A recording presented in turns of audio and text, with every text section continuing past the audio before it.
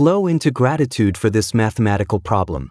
As you look at this problem, allow yourself to feel grateful, not because you already understand it, but because you don't.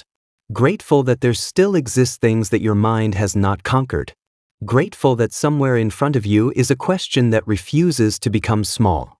Because every great discovery in human history began with someone looking at something they didn't understand and deciding not to walk away. For the next few minutes, don't try to solve anything. Don't try to memorize anything. Don't even try to understand every symbol. Instead, become curious. Imagine that you've just entered an ancient library, and every symbol on this page is a doorway rather than a wall.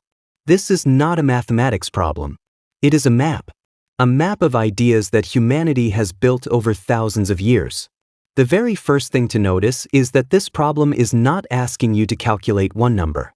It is asking you to understand how many different kinds of patterns can cooperate to produce one final truth.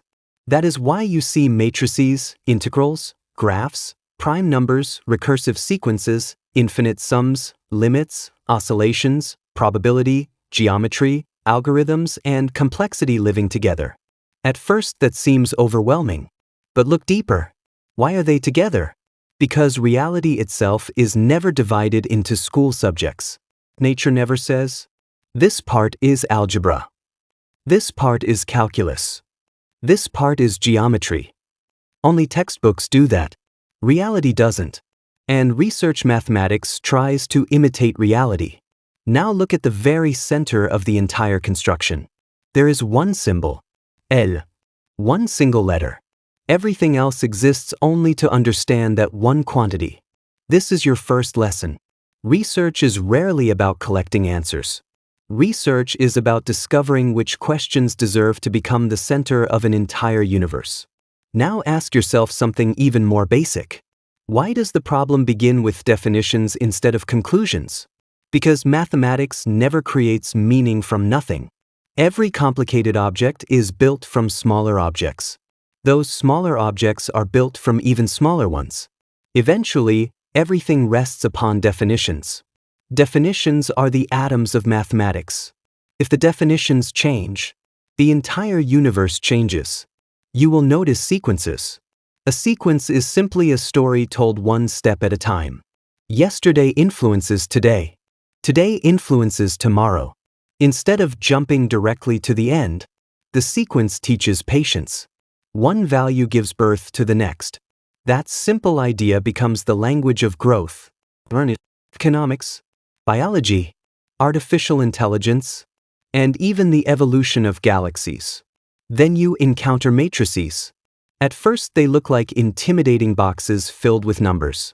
But forget the numbers. Imagine instead that every row represents one thing affecting another thing.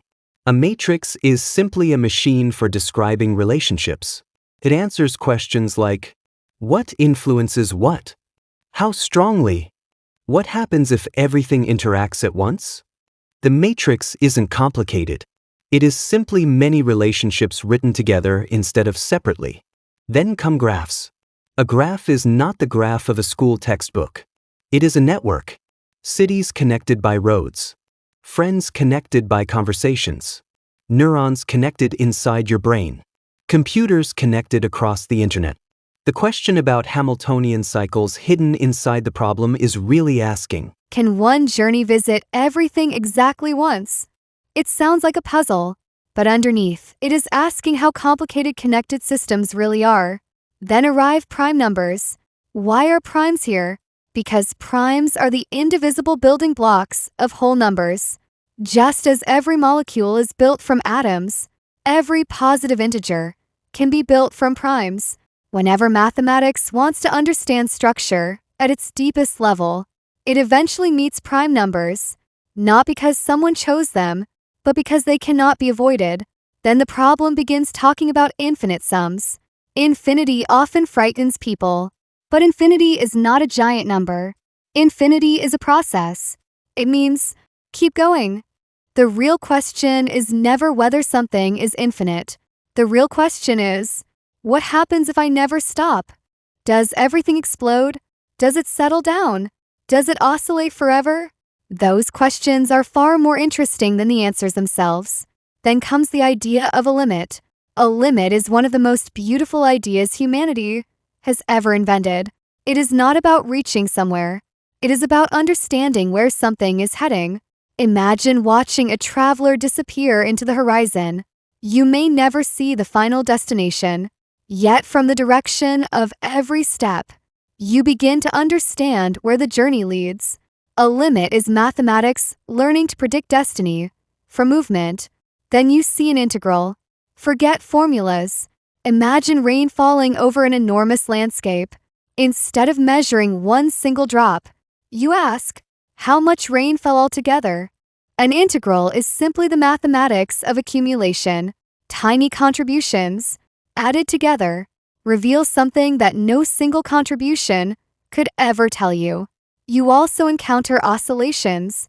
The repeated waves hidden inside cosine functions represent rhythm, heartbeat, breathing, music, light, radio signals, quantum mechanics. Oscillation is not a trick of mathematics. It is one of the universal languages of nature. Then something remarkable happens. The problem quietly begins asking whether all of these worlds can coexist. Can arithmetic, geometry, analysis, networks, and computation all contribute to one single quantity?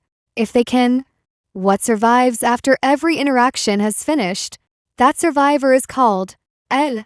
Not just a number, but the fingerprint left behind after thousands of mathematical ideas have interacted. Finally, the last questions stop asking about mathematics itself. They begin asking about knowledge. Can the same construction survive on curved spaces instead of flat ones? Can it be computed efficiently? Can changing the perspective leave the final truth unchanged? How difficult is it for a machine to discover the answer? Those are no longer textbook exercises.